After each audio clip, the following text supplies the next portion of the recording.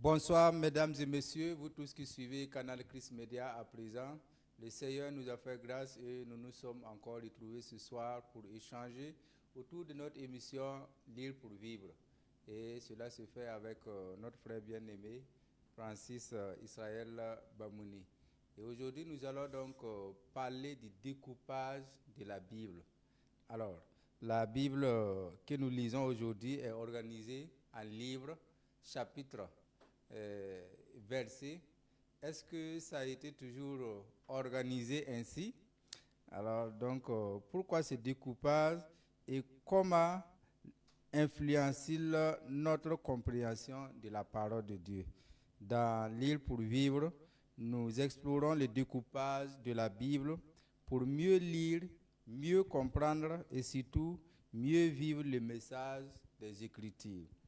Lire pour vivre parce que la parole de Dieu n'est pas seulement à lire, mais à vivre. Donc aujourd'hui, nous allons aborder cette thématique très très importante qui va nous ouvrir l'esprit et nous donner vraiment une bonne approche par rapport donc à la parole de Dieu. Et cela se fait avec notre frère bien-aimé, Francis Israël Bamouni. Bonsoir et bienvenue. Bonsoir frère Jonathan, merci bien. Ok. Donc, c'est un réel plaisir que nous nous retrouvons encore ce soir pour échanger autour donc, de cette émission Lire pour vivre. Alors, nous voulons parler du découpage de la parole de Dieu. Alors, nous voyons que la Bible actuelle que nous avons sous la main est structurée, livre, chapitre, verset. Est-ce que ça a toujours été ainsi?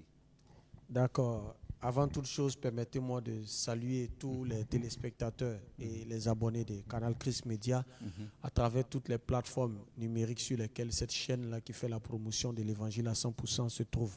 Donc, nous vous aimons et nous vous disons merci pour tout le travail que vous faites, pour la force aussi que vous donnez au travail qui est en train de faire ici, qui est en train d'être fait ici. Et vous êtes la raison pour laquelle Canal Christ Media est en mouvement. Que Dieu vous bénisse et que sa faveur vous soit multipliée au nom puissant de notre Seigneur Jésus-Christ. Donc, en ce qui concerne la question posée, celle de savoir est-ce que la Bible a été toujours structurée de manière, en termes de chapitres, de versets, il faut aller d'abord à la base. À la base, il n'en était pas forcément ainsi. C'est vrai qu'il y a des passages comme les psaumes. Déjà, ce sont des chants. Voilà, ce sont des chants. Donc, il y a plusieurs déjà titres, des chants, des poèmes, des prières, des requêtes, tout ça. Donc, c'était déjà un peu, il y avait déjà une subdivision au niveau des psaumes qui étaient là. En ce qui concerne l'Ancien Testament, comme on l'a dit, l'Ancien Testament, et dans les Hébreux appellent ça la Tanakh. Tanakh ou bien Tanakh. Je veux dire, oui, Tanakh ou bien Tanakh. Okay. Le T, c'est pour la Torah. Le N, c'est le Nevim. Et K, c'est Ketuvim. Torah, le Pentateuque, les 5 livres de Moïse. Nevim, ça, c'est les livres des prophètes. Et Ketuvim, c'est les autres écrits. Voilà, donc déjà, il y avait cette subdivision-là au niveau de l'Ancien Testament. C'est vrai que nous, chez les chrétiens, nous, on a fait ça en termes de Pentateuque, bien sûr. Les livres historiques, on a les Esther, les Chroniques, 1 Samuel, 2 Samuel, tout ça, Ruth, tout ça. On a ça. Et il y a aussi ce qu'on appelle les livres poétiques, en ce qui concerne le livre de Job, des livres comme les psaumes. Voilà, il y a les livres là aussi qui sont là. Et après quoi, nous avons les livres prophétiques qui sont là. Au niveau des Juifs, eux, ils avaient déjà une forme de découpage de ce qu'ils appellent des parachas. Bon, un parachot. C'est comme ça qu'ils définissent les choses. Donc, ce sont des sections de lecture. Mais ce n'est pas des versets, des chapitres en tant que tels. On peut dire, bon, Parachat 5, Noé. Donc, tout ce qui concerne la vie de Noé, ils vont en parler. Ils ont ce découpage-là de l'Ancien Testament, au moins, je crois, autour de 52 000, 54 parachutes qu'ils ont comme ça. Donc, c'est des sections de lecture. Et chez eux, l'objectif, quand ils prennent, c'était pour lire dans les synagogues. Donc, il y a déjà ce découpage-là qui était là. Donc, en dehors de cela, ils n'avaient pas. C'est cela qu'ils avaient donné à Jésus à lire voilà. le livre d'Ésaïe. Non, mais eux, déjà, à leur moment, tout n'était pas compilé. C'était il y avait un seul livre. Bon, plusieurs livres du moins, puisque c'était plusieurs livres jusqu'à ce que ce soit compilé. Donc, le jour où on a besoin d'Ésaïe, on regarde et on fait sortir le rouleau du livre. Voilà, on fait sortir le codex et puis on lit, fait sortir le parchemin et puis on lit. Donc déjà, dans l'Ancien Testament, c'était eux leur manière dont les choses étaient découpées. Et en ce qui concerne le Nouveau Testament, là, il faut dire que tout était brut, quoi. C'est-à-dire, on écrit, et là même, il n'y a pas de ponctuation, il n'y a pas de séparation d'espace. C'est des lettres alignées. Donc, ce sont les érudits qui nous ont aidés pour savoir que, bon, là, ici, il faut mettre une virgule, ici, il faut découper là. Donc, c'est des gens qui ont fait ce découpage. Donc, tout était vraiment assez brut. Voilà, donc les lettres, donc il y avait plusieurs livres, donc il n'y avait pas ce découpage. Vous imaginez l'apôtre Paul, vous écrivez une lettre à votre frère et puis il dit, bon, mon cher frère Michael, point, verset numéro 2, comment va ton épouse? J'espère qu'elle se porte bien.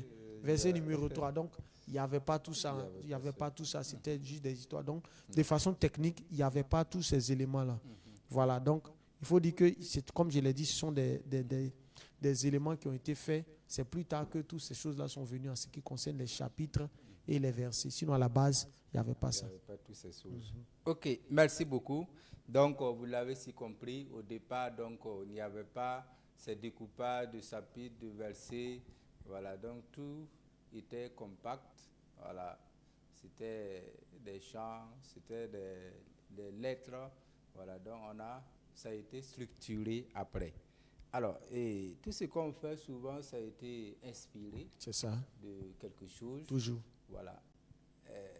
Est-ce qu'il y a eu donc des livres, que ce soit donc, je vais dire, des livres profanes ou bien des livres dits saints qui ont été aussi structurés auparavant? D'accord.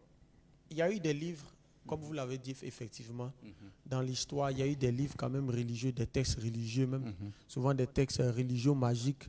Quand on prend par exemple le livre des morts des Égyptiens, voilà, ils ont ce qu'on appelle le livre des morts, mais c'est plus comment on appelle ça? Si Dieu le permet, on va en parler. C'est là, ils disent que c'est là-bas que Jésus a fait tirer le Notre Père et le psaume 104 de David est sorti de l'hymne de, comment on appelle ça, Akhenaton, tout ça. Bon, si Dieu permet, on va en parler. Voilà, mais le livre des morts, voilà, c'est beaucoup de récitations parce qu'on dit que quand la personne meurt, vous voyez un peu en Afrique, on a nos rituels qu'on fait pour dire que dans la tradition, il faut que la personne est sur la route. Quand il n'y a pas encore les funérailles, elle ne peut pas encore aller rejoindre, retrouver les ancêtres. Donc là-bas, ce sont des récitations comme ça qui sont là et il y a des formes de découpage qui sont là.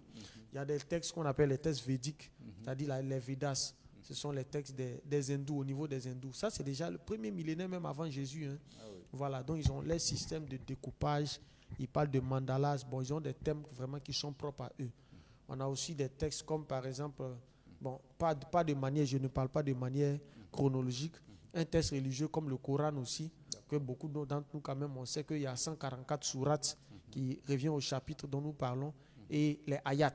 Les ayats, ce sont ce qui correspond aussi au verset, voilà, au verset que nous avons. Donc, il y a le Coran qui est là. Même il y a des textes juifs, mais qui ne font pas partie, comme par exemple le Talmud. Voilà, le Talmud, tout ça, ce sont des textes qui ont connu des découpages avant même la Bible. Il y a eu des textes aussi juridiques. Par exemple, on parle de les lois d'Hammurabi, il y a les lois hittites, il y a le droit primitif même romain, tout ça. Donc, c'est découpé en paragraphes, en articles, tout ça. Donc, ce sont des textes qui ont connu un découpage. Un texte majeur aussi, profane. Bon, là, du domaine profane, il y a les textes d'Homère. Voilà, par exemple, pas de l'Iliade, de l'Odyssée, beaucoup de la mythologie grecque. Où souvent, on parle des histoires des titans, de l'histoire de, comment il s'appelle, Achille, voilà, Hélène de Troie. Ce sont des histoires, souvent, c'est des chants, des choses qui sont chantées en 24 chants. Voilà, donc il y a tout ça et après, ils ont fait des découpages pour permettre qu'il y ait une mémorisation et qu'il y ait une fluidité dans la transmission orale parce que c'était des choses qui étaient transmises d'abord de façon orale et plus tard de manière écrite. Donc après, il y a eu les textes même des philosophes, que ce soit Platon ou bien Aristote. Donc il y a eu des découpages pareils. Donc la Bible n'est pas le premier livre à connaître un découpage, voilà, ou du moins des découpages. D'accord.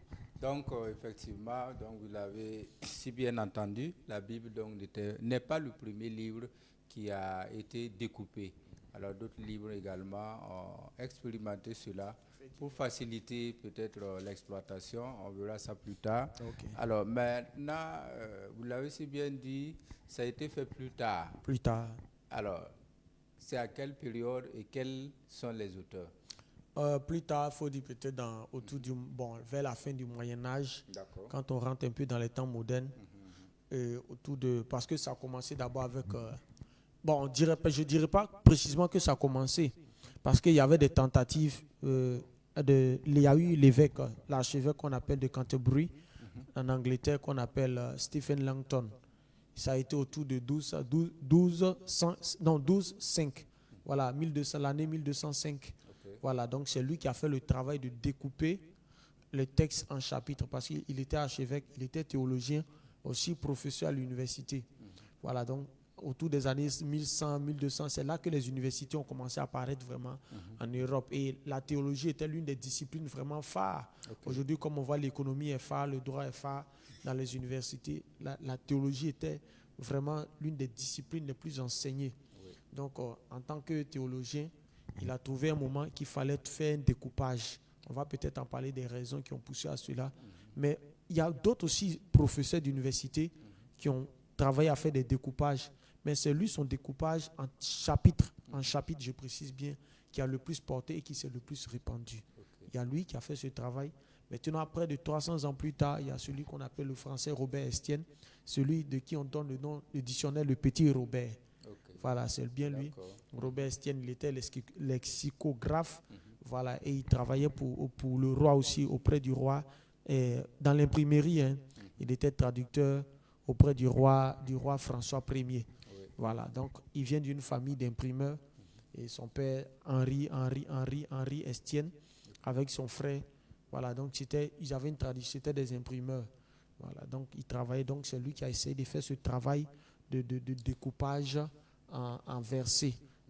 Autour de 1551, il a fait le découpage du Nouveau Testament, voilà, la version grecque. Et après, il a pris la Bible latine.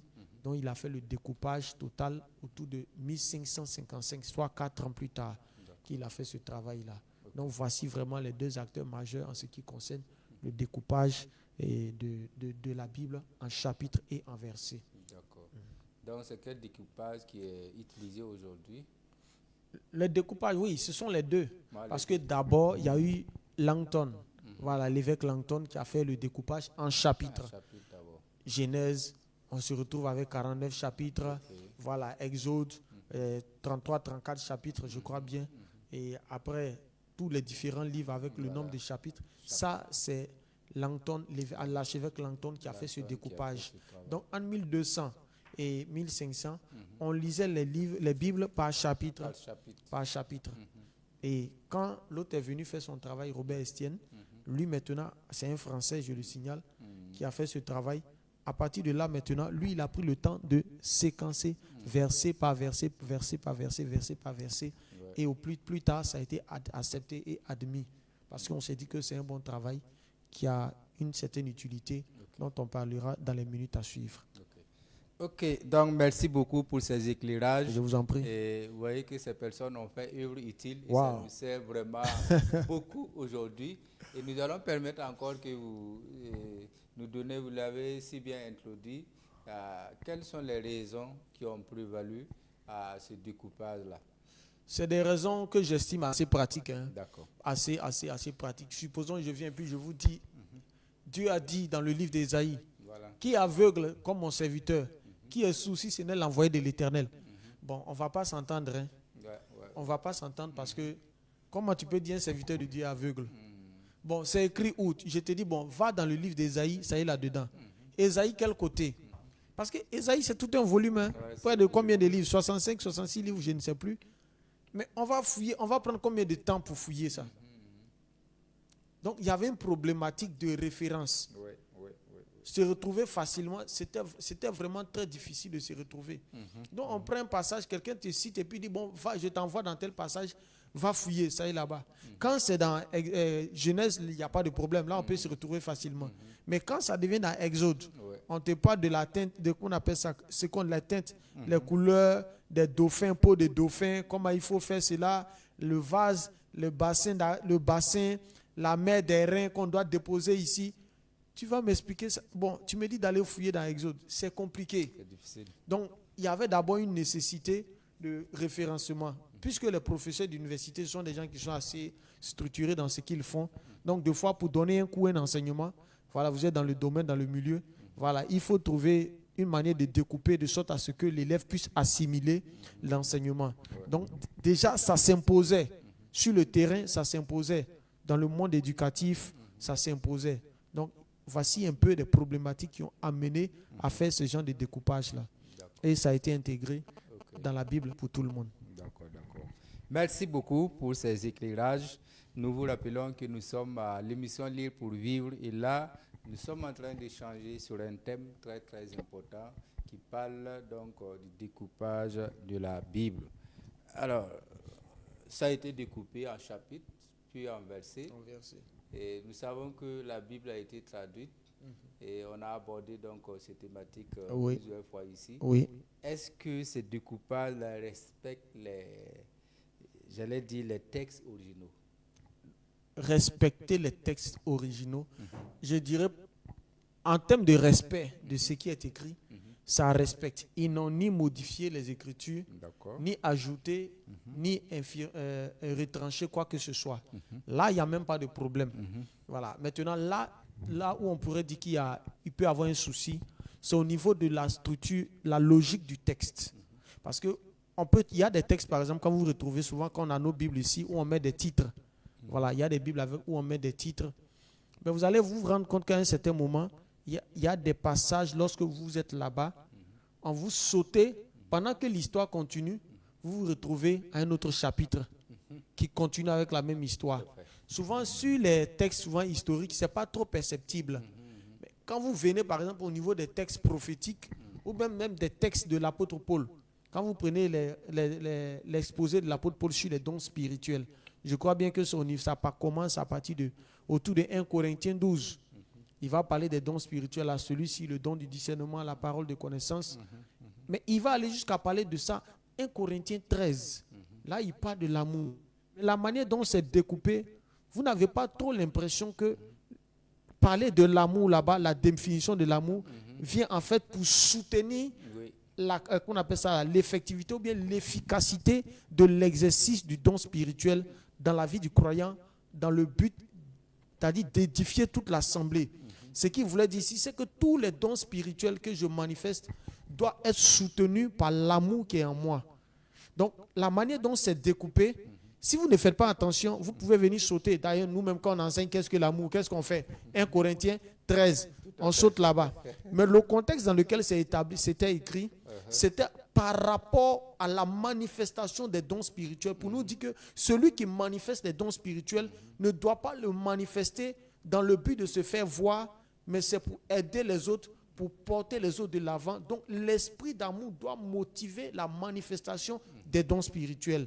Jusqu'à 1 Corinthiens 14, il continue d'en parler. Est-ce qu'on se comprend? Donc, quand il y a ce découpage, celui qui ne fait pas attention ne peut pas percevoir ça parce qu'il est bloqué mentalement par le fait qu'on dit prochain chapitre. Je prends un autre exemple. Dans Ésaïe 44, on dit ceci dans 44 verset 27.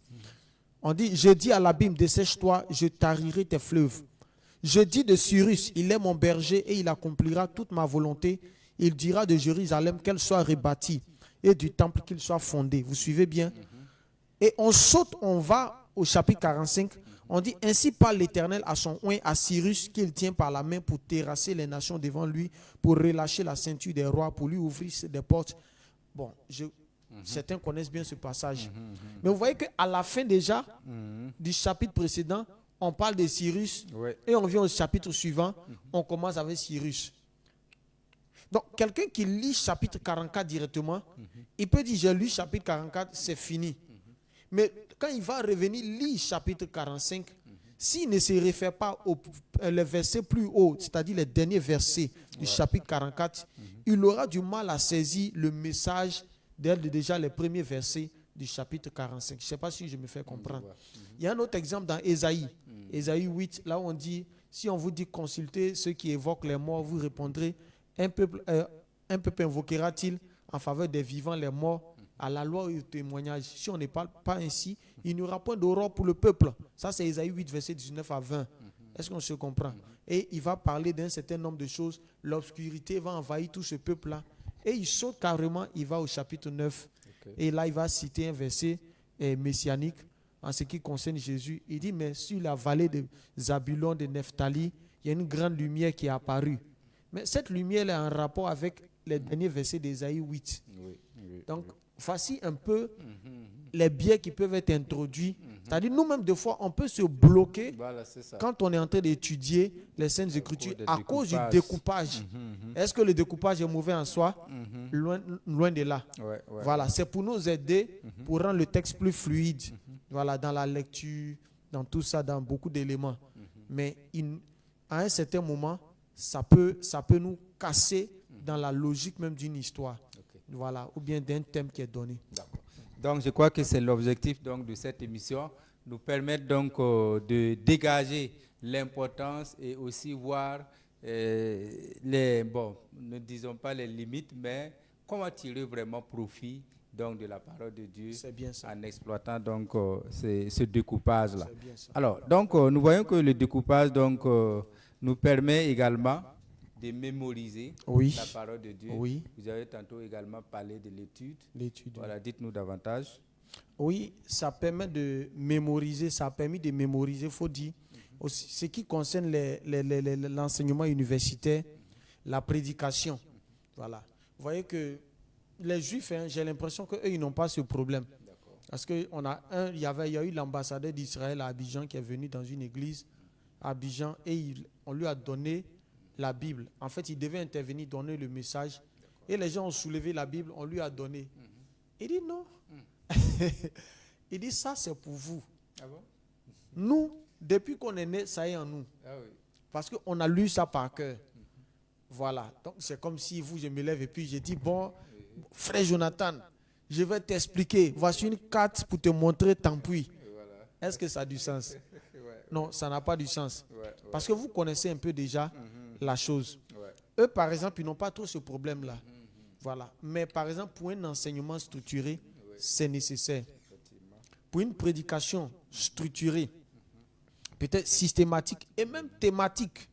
Voilà. Thématique, pourquoi? Parce que au niveau des versets, bon là, je suis d'abord au niveau des chapitres, même au niveau des versets, si je veux traiter un thème précis dans la Bible et je veux parler du pardon, déjà, les versets, je vais dire, bon, prenez tel passage, on parle du pardon. Prenez tel autre passage, on parle du pardon. Prenez tel autre passage, on parle du pardon. Donc, ça permet facilement de se retrouver. Ça permet facilement de se retrouver. C'est comme un numéro de téléphone de quelqu'un que j'ai. Supposons, quelqu'un vient descendre, il vient de la Côte d'Ivoire, bien de la Guinée. Il n'a jamais fait le pays. Et puis, il vient, il te demande, mon frère, comment ça va? Il est à la gare, je viens de descendre à la gare. Je cherche Sawadogo Ramane. Est-ce qu'on peut le retrouver, vous êtes sûr? Non, pas du tout. Pourquoi? Ouais. Pourquoi? Il n'y a pas d'identifiant clair. Il y a beaucoup Il y a trop de Sawadogo Ramane. qui sont partout. Il dit non qu'il a son oncle qui s'appelle, son oncle maternel qui s'appelle Ouedraogo Madi. Là, c'est toujours gâté. On ne va pas s'en On ne sortir. va pas s'en sortir du tout. Mais supposons, il a son numéro de téléphone et puis il prend, il compose. Voilà. Et puis il dit, allô Ramane, c'est toi? Oui, vraiment, c'est Baudouin. Je viens directement de la Guinée. Il dit, ah, comment ça va? Donc, ces versets-là sont des référents.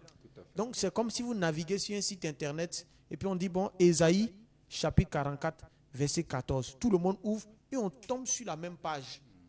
Donc, ça permet facilement de naviguer. Il y a aussi le fait que pendant cette période aussi, puisque c'était la période de la réforme, il y avait beaucoup de débats théologiques. Donc, souvent, quand un théologien il émet un verset, l'autre peut dire, mais ça se trouve où? Donc, pour faciliter le débat, il dit, voici les références. Donc, ça a facilité la prédication. Ça a répondu aux besoins des étudiants en théologie et des prédicateurs. Les références sont plus précises, les citations sont plus rapides. Voilà. Et les études comparatives des textes, comme je l'ai dit. Donc, voici vraiment assez d'avantages que ça a apporté. Aujourd'hui, à cause de ce travail qui a été fait, c'est plus facile, c'est plus fluide quand on prend la Bible. Mais supposons qu'on vient avec un gros document de je ne sais pas combien de pages. On dit Ésaïe. Aujourd'hui, on va étudier Ésaïe. C'est compliqué. On ne va pas s'en sortir. Ça va être très difficile. Donc, voilà un peu de manière pratique, un peu sur à quoi ça a servi, tous ces découpages l'utilité, la mémorisation, l'étude, les références. Et oui, les références. Sans ça, il n'y a pas la voie de concordance. Voilà. Grâce à ça, on a des concordances. On sait que si je cherche par exemple le mot sang dans la Bible, combien de fois c'est mentionné? Je sais qu'ici c'est mentionné le sang. Là aussi c'est mentionné le sang. Là aussi on parle du sang. Donc ça devient plus facile. Ok, merci beaucoup au frère Israël Francis Bamouni. Je vous en prie. Qui est notre chroniqueur de cette émission, Lire pour vivre. Il nous a donné vraiment beaucoup de précisions en ce qui concerne le découpage de la parole de Dieu. Et l'objectif, c'est pour que nous puissions bien exploiter la parole de Dieu et tirer maximum profit de cette parole de vie. Alors, voilà pourquoi je m'en vais vous poser une dernière question. Nous, chrétiens d'aujourd'hui, alors, comment nous pouvons donc utiliser les chapitres, les versets, alors dans notre méditation quotidienne, dans notre étude, tout en restant ou bien tout en touchant le sens global donc du message ou bien de la parole de Dieu. Que Dieu nous bénisse. Amen. Il faut dire que le but premier de la parole de Dieu, c'est d'apporter une transformation dans notre vie. Tout à fait. Donc, toute activité spirituelle autour de la parole de Dieu, aller à l'église, qui n'apporte pas une transformation dans notre vie, dans notre être, c'est simplement un exercice religieux. Et vous savez que les religieux sont très dangereux. Tout à fait. Mais Dieu va nous éloigner de ça. Voilà. Donc, premièrement, ce que nous conseillons avec tout cela, c'est d'abord compter sur le Saint-Esprit lorsqu'on veut lire les Saintes Écritures. Il faut venir devant la parole de Dieu dans une attitude d'humilité et non dans une attitude d'arbitre. La parole de Dieu n'est pas venue de chez nous, comme l'a dit Paul aux Corinthiens, et ce n'est pas à nous seulement qu'elle est parvenue. Donc, gardez d'abord l'humilité devant le Saint-Esprit. Je crois que ce n'est pas la première fois qu'on en parle. Même en ce qui concerne les traductions, on a dit il faut compter sur le Saint-Esprit. La méditation, il faut compter sur le Saint-Esprit.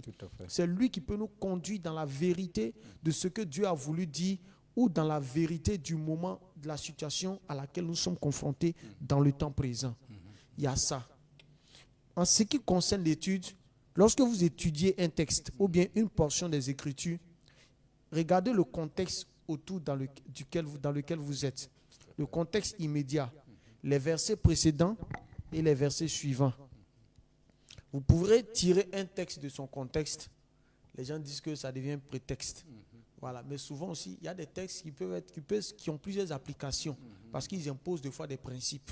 Voilà. Donc, ce n'est pas toujours que c'est des prétextes. Mais il faut regarder le contexte autour d'abord de quoi ça parle. Et il faut éviter de considérer aussi des fois les chapitres comme des frontières. Ce n'est pas des barrières, c'est des repères. L'objectif, c'est que vous vous repériez. Si on dit, bon, Tampoui s'arrête là et Kilouin continue, Kilouin c'est l'autre côté, l'objectif, ce n'est pas de dire que non, il ne faut pas aller à Kilouin ou quoi que ce soit. C'est vous permettre de vous retrouver. Donc, c'est comme une boussole, une carte géographique. À partir de là, vous pouvez commencer maintenant à réfléchir, à méditer et à faire une étude. Si vous considérez ça comme des barrières, vous n'allez pas vous en sortir. Donc, il y a le contexte immédiat. Considérez tous ces chapitres, les versets, comme des repères et non des frontières. Il y a aussi souvent le fait qu'il faut regarder dans le contexte, je vais dire, la nature du texte. Est-ce que c'est un texte prophétique? Est-ce que c'est un texte poétique? Est-ce que c'est un texte historique? Ça peut aussi aider en ce qui concerne notre étude pour en tirer le maximum de bénéfices. Merci beaucoup. Donc, vous avez vraiment levé les zones d'ombre. Alors, nous ne devons pas laisser les versets ou les chapitres donc, être des barrières. C'est ça. Donc, nous devons ici chercher à comprendre le contexte de foi de certains versets. Je crois que c'est pour cela que d'autres utilisent certains versets à tort. Surtout, souvent même nos frères de l'autre côté, ils extraient souvent certains versets pour contredire la parole de Dieu. Mais Dieu va les sauver. Voilà, c'est ça. Donc, il faut lire le contexte, il faut lire les chapitres suivants pour pouvoir bien comprendre donc, le verset. Donc, c'est l'objectif donc, de cette émission, nous permet donc de tirer maximum profit de la parole de Dieu, ne se laissant pas limiter voilà, par le découpage. Le découpage est là pour nous aider. Voilà, pour nous faciliter la compréhension de la parole de Dieu, l'étude de la parole de Dieu. Donc, nous invitons tout le monde de bien s'en servir. Voilà, à partir de maintenant, ne vous laissez pas donc limiter par les chapitres. Voilà, dans vos études donc, de la parole de Dieu. Alors donc nous voulons vous rappeler que nous étions à notre émission Lire pour vivre. C'est l'émission qui fait des livres un chemin de vie. Alors nous allons revenir vers notre invité. Je ne sais pas s'il a un dernier mot. D'accord. À la fin de notre émission. Merci bien, frère Jonathan. Et ce que j'aimerais dire, c'est en tant qu'enfant de Dieu, d'avoir du respect aussi pour la mémoire de ceux qui ont travaillé avant nous. Aujourd'hui, si on ne venait pas faire cet exposé, personne n'aurait jamais su. Je sais qu'il y a des gens qui allaient mourir sans jamais s'être posé cette question-là. Pour dire qu'il y a un gros boulot qui a été fait. Depuis que nous parlons de la traduction, de comment ça a été fait, des gens qui ont été brûlés vifs pour avoir osé traduire la Bible en des langues populaires, des langues vernaculaires, des patois même, on pourrait le dire. Mais pensons à ces personnes-là. Et ayons de l'humilité pour comprendre que nous ne sommes pas les premiers à avoir reçu le Saint-Esprit et qu'on ne sera pas les derniers. Et la manière dont le Saint-Esprit vous utilise aujourd'hui, sachez qu'il a utilisé d'autres personnes et il les a poussées à compiler les Saintes Écritures, à structurer la Bible d'une certaine manière, de sorte qu'aujourd'hui, c'est un trésor pour nous. Aujourd'hui, ces personnes-là n'ont pas de page Facebook, elles n'ont pas de compte Instagram, elles n'ont pas de chaîne YouTube, elles n'ont pas de chaîne TikTok pour qu'elles se fassent voir. Mais aux yeux de Dieu, ces personnes-là sont grandes et ont une grande valeur à cause du travail qu'elles ont abattu. Regardez, aujourd'hui, nous sommes sur la fondation de toutes ces personnes-là. Tout ce que nous faisons aujourd'hui, que ce soit en termes de concordance, moi j'ai écrit ma Bible, version Baga, version Bamouni, tout ça, c'est basé sur les fondements de ce que quelqu'un d'autre a fait. Vraiment, c'est un travail et c'est des choses qui leur ont pris des années. Il y en a, ça leur a coûté du sang, d'autres, ça leur a coûté la privation de beaucoup de choses, du rejet. Donc, ayons de l'humilité lorsque nous nous approchons de la parole de Dieu. Et sachant que Dieu est dans sa parole et par son esprit, il nous dirige. N'essayons jamais un jour de vouloir falsifier la parole de Dieu ou bien de dire ça, c'est la parole de Paul, ce n'est pas la parole de Jésus. Non. Celui qui ne comprend pas, il se soumet simplement au Saint-Esprit et Dieu qui voit dans le cœur va l'aider et lui montrer le bon chemin. Voilà le message que j'avais pour nos téléspectateurs. Ok, merci beaucoup. Donc, nous voulons remercier beaucoup notre frère Francis Israël Bamouni, qui est venu vraiment nous éclairer par rapport à ce thème, le découpage de la Bible. Alors, donc, vous étiez à l'émission Lire pour vivre et nous vous donnons rendez-vous à une prochaine fois, peut-être